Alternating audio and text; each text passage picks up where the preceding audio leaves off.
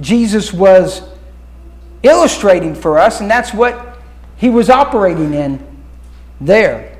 That his answer came straight from the Word of God. That's so interesting to me. You know, Jesus was God.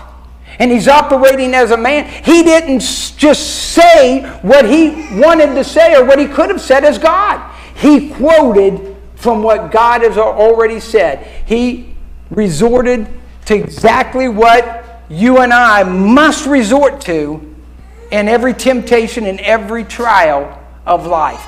The answer that we need is in this book. It's nowhere else. The answer to evil, the answer to overcome, the answer to every problem we face in this life, there is a promise in this book to meet that situation. We don't live by the natural things. We live by the bread of heaven, by every word that proceeds out of the mouth of God. And I like that. I just got this one this morning. FedEx were delivering it when they were doing ding dong back there.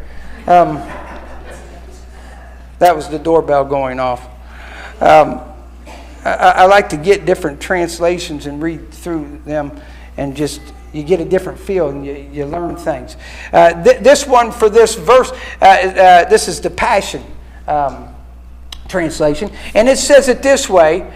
Jesus answered, the scriptures say bread alone will not satisfy.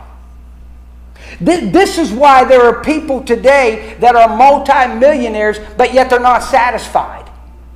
Because bread, no natural thing in this life will satisfy us.